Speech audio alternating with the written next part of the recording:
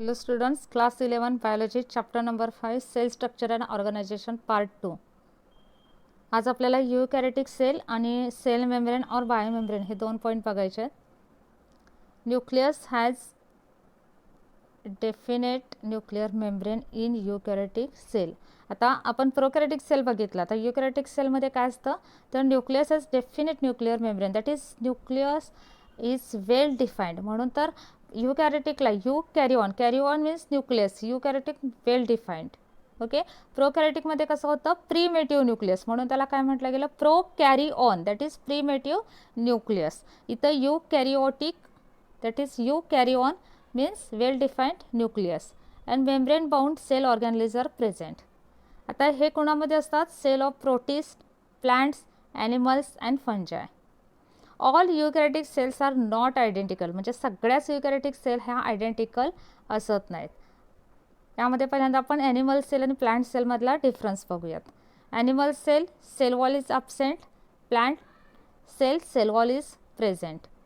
In animal cell, shape round, irregular, shape rectangular.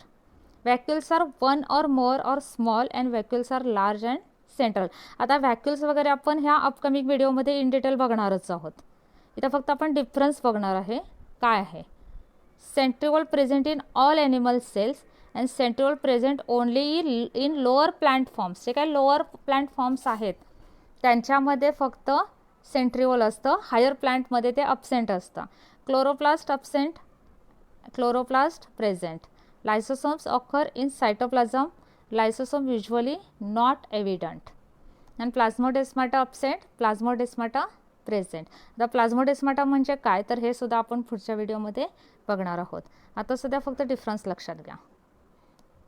These are the two diagrams of animal cells and plant cell. तर ह्या तुम्ही as a हे करून, म्हणजे याचे ॲक्च्युली नंबर्स आहेत आणि इथं सगळे त्याचे नेमिंग दिलेलं आहे. हे तुम्ही स्टडीसाठी तुम्हाला बघू शकता. आता पहिल्यांदा आपल्याला बघायचं आहे सेल ऑर्गॅनेलिस, तो बायोमेम्ब्रेन और सेल मेम्ब्रेन. बायोमेम्ब्रेन और सेल मेम्ब्रेन और प्लाझ्मा मेम्ब्रेन काही म्हणू शकता. It is made up of lipid, protein and carbohydrate. याचं स्ट्रक्चर आपण अगोदर बघूयात की असं स्ट्रक्चर असतं बायोमेम्ब्रेन और सेल मेम्ब्रेनचं. तर इथं काय काय असणार आहे ते शॉर्टमध्ये अगोदर सांगते तुम्हाला. तर अशा पद्धतीचं मेम्ब्रेन असतं सेल मेम्ब्रेन. आता हा त्याचा आउटर एन्व्हायरमेंट आहे, हे इंटरनल एन्व्हायरमेंट आहे समजा सेलचा. तर याच्यामध्ये काय असणार आहे, तर पहिल्यांदा असणार आहेत हे फॉस्फोलिपिड बाय लेअर असं म्हटलं. Bilayer means two layer, म्हणजे हा एक लेअर असणार आहे आणि हा एक लेअर असतात, टू लेअर्स असतात. फॉस्फोलिपिड मॉलिक्युलचा हा जो मॉलिक्यूल आहे फॉस्फोलिपिड, म्हणजे असा त्याचा हेड असतो आणि दोन टेल असतात. ओके. असा एक मॉलिक्यूल आहे, अशा मॉलिक्यूलचे दोन लेअर्स असतात म्हणून त्यांना फॉस्फोलिपिड बाय लेअर असं म्हटलं जातं. प्लस त्याच्यासोबत अजून त्याच्यामध्ये इम्पॉर्टंट आहे पेरिफेरल प्रोटीन, म्हणजे हे सरफेसवर असणारे प्रोटीन, आणि हे integral protein. Throughout membrane असतील त्यांना काय म्हणायचं की integral membrane, transmembrane protein. आणि त्यानंतर अजून त्याच्यामध्ये असणार आहे हे प्रोटीन चॅनल फॉर्म करतात. प्लस कोलेस्टेरॉल असेल, ग्लायकोलिपिड असेल, ग्लायकोप्रोटीन असेल, हे सगळं असं स्ट्रक्चर आहे त्याचं. आणि डायरेक्टली मी डिस्क्राईब केलं तर तुमच्या लक्षात येणार नाही, म्हणून पहिल्यांदा मी तुम्हाला डायग्राम दाखवले. Okay. So made up of lipid, protein and carbohydrate. In human being, membrane of erythrocyte consists of 52% protein and 40% lipid.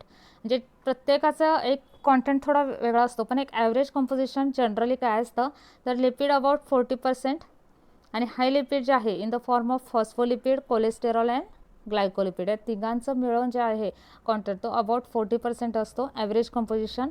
Protein असणार आहे 58 to 59% आणि हे सुद्धा आर्जिनिन अँड लायसिन रिच असणार आहे. Then carbohydrate about 1 to 2%.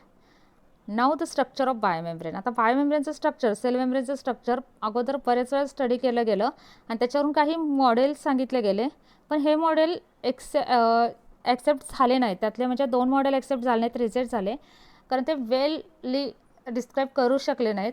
तर पहिलं असणार आहे sandwich or trilaminar model by Davson and Danielli. Then unit membrane model by Robertson. आता या या सायंटिस्टनी बायोमेम्ब्रेनचं स्ट्रक्चर डिस्क्राईब केलं, पण त्याची जे काय फ्लुइडिटी आहे, किंवा सिलेक्टिव्हली परमिएबिलिटी आहे ते एक्सप्लेन करू शकले नाहीत, त्यामुळे हे 2 मॉडेल रिजेक्ट झालं. आणि थर्ड मॉडेल जे आहे fluid mosaic model is accepted and which is proposed by singer and Nicholson in 1972. आणि हे मोस्ट म्हणजे अगदी छान त्याचं जे काही प्लाझ्मा मेम्ब्रेनचं स्ट्रक्चर आहे ते डिस्क्राईब केलं गेलं आहे. ईच अँड एव्हरी पॉईंट त्यामध्ये कवर केला गेला, त्यामुळं हे जे मॉडेल आहे ते ॲक्सेप्ट केलं गेलं. तर पहिल्यांदा त्याचं स्ट्रक्चर आपण बघूयात. Latest fluid mosaic model is latest and most widely accepted model for structure of plasmalemma. Cell membrane mainly composed of lipid and protein, आणि त्याचा थिकनेस असणार आहे 75 angstrom. Proteins are arranged in phospholipid bilayer as mosaic pattern and protein iceberg in a sea of phospholipid. म्हणजे असं सांगितलं गेलं की proteins are arranged in phospholipid बायलेअरमध्ये प्रोटीन्स असतात ॲज अ मोझेक पॅटर्न. आता मोझेक पॅटर्न कसा फॉर्म झाला, तर एक कलरफुल पॅचेस एकत्र आल्यानंतर आपण त्याला मोझेक असं म्हटलं जातं, आणि त्यामुळे तो त्याचा ॲपिरियन्स म्हणजे फॉस्फोलिपिड पण आहे, प्रोटीन्स पण आहेत, ग्लायकोलिपिड आहे, ग्लायकोप्रोटीन आहे, त्यामुळे त्याचा एक ॲपिरियन्स असा मोझेक लाईक ॲपिरियन्स झाला, म्हणून त्याला मोझेक पॅटर्न असं म्हटलं गेलं. त्याचे जे काही कंपोनंट्स आहेत ते आपण 1 बाय 1 बघूयात प्लाझ्मा मेम्ब्रेनचे. फर्स्ट असणार आहे phospholipid. It is main component of cell membrane and it forms the continuous structural frame of cell. Main component आहे सेल मेम्ब्रेनचा and form the continuous structural frame एक फॉर्म करतो सेलचं. Then lipid arranged in bilayer. Lipids 2 लेयर्समध्ये असतात within membrane with hydrophilic polar head towards outer side and hydrophobic tails towards inner side. म्हणजे असं आपण माहिती आहे की हा जो फॉस्फोलिपिड मॉलिक्यूल आहे त्याचा हेड रिजन कसा असतो, हायड्रोफिलिक असणार आहे, म्हणजे वॉटर लविंग असेल, आणि टेल रिजन कसा असेल तर वॉटर हेटिंग असणार आहे. त्यामुळे हेड जे आहे ते आउटसाईडला असणार आहे. तर बघू शकतो आपण हे ब्ल्यू कलरचे हेड काय आउटसाईडला आहेत, या बाजूला पण आउटसाईडला असणार आहेत, या बाजूला पण आउटसाईडला असणार आहेत. आणि हायड्रोफोबिक टेल जे आहे म्हणजे वॉटर हेटिंग टेल आहे ती काय असणार आहे, इनर साईडला असणार आहे. It facing towards inner side. So phospholipid layer provide the fluidity to plasma membrane. हे जे काय फॉस्फोलिपिड लेअर आहे तो प्लाझ्मा मेम्ब्रेनला फ्लुइडिटी देतो. The quasi fluid nature of lipid enable a lateral movement of protein within bilayer. Protein जे आहेत त्याचं त्या मुवमेंट जी आहे प्रोटीनची त्या बायलेअरमध्ये होत असते, त्यामुळे तिथं काय होतं त्यालाच काय म्हटलं जातं fluidity. Fluid nature of membrane also important in cell growth, formation of intercellular junction, endocytosis, secretion and cell division. हे जे काही फ्लुइड नेचर आहे सेल मेम्ब्रेनचं ते सेल ग्रोथसाठी इम्पॉर्टंट असतं. Formation of intercellular junction. Intercellular junction म्हणजे काय, तर इथं 2 सेल जे आहेत त्यांच्यामध्ये जे जंक्शन फॉर्म होतं त्याच्यासाठी सुद्धा ही फ्लुइडिटी इम्पॉर्टंट आहे. प्लस एंडोसायटोसिस, एखादा फॉरेन मटेरियल आहे तर त्याला एनगल्फ करण्यासाठी, एनगल्फ करणं म्हणजे एंडोसायटोसिस, त्यासाठी ही फ्लुइडिटी इम्पॉर्टंट असणार आहे. सिक्रिशनसाठी असेल, सेल डिव्हिजनसाठी असेल. Then cholesterol. आता इथं जे काही कोलेस्टेरॉल आहे it helps in stability of membrane structure and which is absent in prokaryotic. आता कोलेस्टेरॉल हे प्रोकॅरिटिकमध्ये अब्सेंट असतं, पण युकॅरिटिकमध्ये काय करतं तर स्टॅबिलिटी मेंटेन करण्याचं काम करतं. आता प्रोकॅरिटिकमध्ये ते अब्सेंट आहे, पण त्याच्या जागी काय असणार आहे तर hopanoids. Hopanoids it provide the stability to cell membrane. Okay, this is the fluid mosaic model. जर आपण बघाशी सांगितलं की याची अरेंजमेंट अशी असणार आहे, तर हेड हे इकडं आउटसाईडला असतील आणि टेल काय असतील इनर साईडला असतील. प्लस त्याच्यासोबत प्रोटीन्स असणार आहेत, कोलेस्टेरॉल असेल, ग्लायकोलिपिड असेल, ग्लायकोप्रोटीन असेल. Then proteins. आता आपण लिपिडबद्दल बोललो की आता त्यानंतर आपल्याला बघायचं protein. Proteins are integral or intrinsic and peripheral or extrinsic protein. Integral protein tightly binds with phospholipid. Tightly bind असतात, कॅनॉट इझिली रिमूव्ड. इझिली आपण ते रिमूव्ह करू शकत नाही. And tunnel channel protein. आणि इथं असे टनेल फॉर्म होतात. ओके, हे असे टनेल फॉर्म होतात. Then peripheral or extrinsic protein. आता हे इंटिग्रल प्रोटीन झालं, त्यानंतर असणार आहे superficially arranged on surface of lipid bilayer. म्हणजे हे असणार आहेत सरफेसवरचे प्रोटीन. यांना पेरिफेरल और एक्सटेन्सिव्ह प्रोटीन असं म्हटलं जातं. आणि they can separate easily having enzymatic activity. Easily आपण त्यांना सेपरेट करू शकतो आणि त्यांच्याकडे एन्झाईम ॲक्टिव्हिटी असते. Glycolipid and glycoproteins on outer surface of plasma membrane involved in cell to cell recognition mechanism. आता ग्लायकोलिपिड आणि ग्लायकोप्रोटीन्स सुद्धा असतात, मग त्यांचं सुद्धा काहीतरी फंक्शन असणारच आहे. तर ते काय असतं, cell to cell recognition mechanism. म्हणजे सेलला दुसऱ्या सेलला रेकग्नाइज करण्यासाठी करायचं असेल तर तिथं कोण हेल्प करतं, ग्लायकोलिपिड अँड ग्लायकोप्रोटीन्स.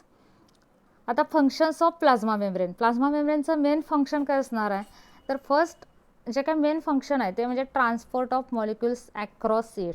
आता प्लाझ्मा मेम्ब्रेनच्या बाहेरच्या बाजूला एक एन्व्हायरमेंट असेल, म्हणजे सेलच्या बाहेरचं एन्व्हायरमेंट, आणि आत काय असेल त्याचा इंटरनल एन्व्हायरमेंट असेल. तर हे जे काय ट्रान्सपोर्ट होणार आहे मॉलिक्युल्सचं, तर हे अक्रॉस प्लाझ्मा मेम्ब्रेन होईल. So membrane is selectively permeable. आता हे ट्रान्सपोर्टमध्ये जे मेन 2 टाईप्स आहेत ते आपल्याला बघायचे आहेत. फर्स्ट असणार आहे पॅसिव्ह ट्रान्सपोर्ट.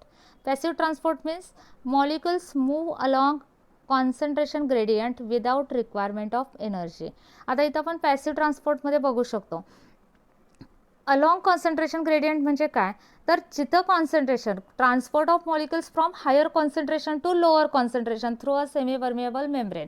म्हणजे हायर कॉन्सन्ट्रेशनकडून ट्रान्सपोर्ट कुठं आहे, तर लोअर कॉन्सन्ट्रेशनकडे आहे. आणि इथं कुठंही एनर्जीची रिक्वायरमेंट असत नाही, म्हणून त्याला काय म्हटलं जातं, पॅसिव्ह ट्रान्सपोर्ट. आणि एक्झाम्पल आहे water by osmosis. Then active transport. Active ट्रान्सपोर्टमध्ये काय होतं, तर अगेन्स्ट कॉन्सन्ट्रेशन ग्रेडियंट. म्हणजे इथं हायर टू लोअर आहे, इथं असं नाही. तर लोअर टू हायर होत असेल तर हे याला काय म्हणायचं की अगेन्स्ट कॉन्सन्ट्रेशन ग्रेडियंट. म्हणजे इथं कॉन्सन्ट्रेशन कमी आहे, तिकडून जास्त कॉन्सन्ट्रेशन असेल तिथं जाण्याचं जो काय त्याची ट्रान्सपोर्टेशन आहे त्याला म्हटलं जातं active transport.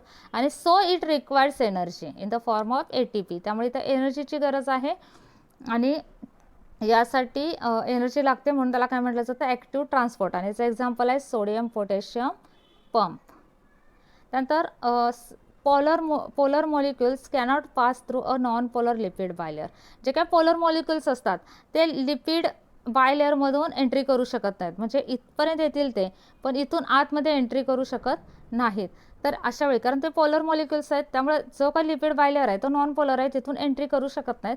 They require the carrier protein of membrane. So there is formation of carrier protein. Carrier protein काय करतात, तर लिपिड बायलेअरमधून त्यांना आतमध्ये घेऊन येतात, ओके, पोलर मॉलिक्युल्सना. आणि अशा प्रकारे काय होतं, त्यांचं ट्रान्सपोर्टेशन होतं. म्हणजे मेन फंक्शन त्याचं ट्रान्सपोर्टेशन आहे, पण त्याच्यामध्ये सुद्धा पॅसिव्ह ट्रान्सपोर्ट असणार आहे आणि ॲक्टिव्ह ट्रान्सपोर्ट आहे.